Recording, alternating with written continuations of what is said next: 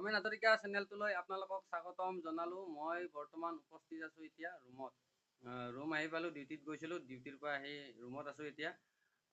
মোক কোকৰাঝাৰৰ পৰা এজন বন্ধুৱে ফোন কৰিছিল আৰু মোক কৈছিল বোলে আজি কোকৰাঝাৰত CM ছাৰ আহিছিল, তাত মই ছাৰক সুধিলোঁ পুলিচৰ ৰিজাল্ট কেতিয়া দিব বুলি, আৰু মই ভিডিঅ' কৰিছোঁ। ভিডিঅ'টোত দি পঠাম আপোনাক, আপুনি ভিডিঅ'টো চাবচোন। তাৰ ভিডিঅ'টো চালোঁ আৰু আপোনালোকেও চাব, ভিডিঅ'টো মই দি দিম, চাব। ভিডিঅ'টোত গম পালোঁ যে 9 তাৰিখে ৰিজাল্ট দিব বুলি কৈছে।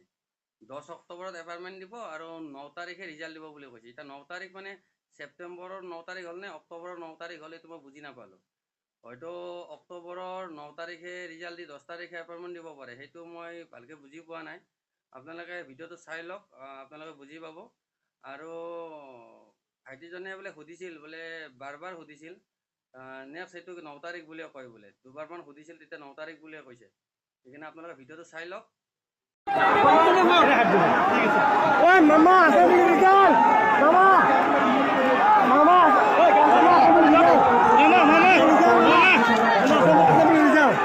बहुत पीसफुल है हमारे घर में मामा असम पुलिस होगा दियो नाथ जोगी असम पुलिस 10 अक्टूबर मामा बहुत पीसफुल लगा এখন গ্রাউন্ড লাগা আমরা দিব 10 তারিখে অ্যাপয়েন্টমেন্ট হবে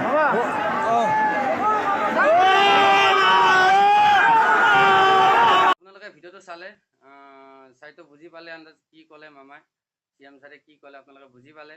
এতিয়া ভিডিঅ'টো চাই এইটোৱে বুজিব পৰা যায় যে হয়তো 9 তাৰিখ অক্টোবৰ 9 তাৰিখে ৰিজাল্ট দি 10 তাৰিখে এপইণ্টমেণ্ট দিব পাৰে, সেইটোৱে। আৰু এইজন বন্ধুৱে মোক ভিডিঅ'টো দিছিলে, আৰু এইজন বন্ধুৱে মানে তাত ভিডিঅ' কৰিছিল। আপোনালোকে চালে, ভিডিঅ'টো চাই কেনে পালে মোক কমেণ্ট কৰি জনাব। এতিয়া বাই।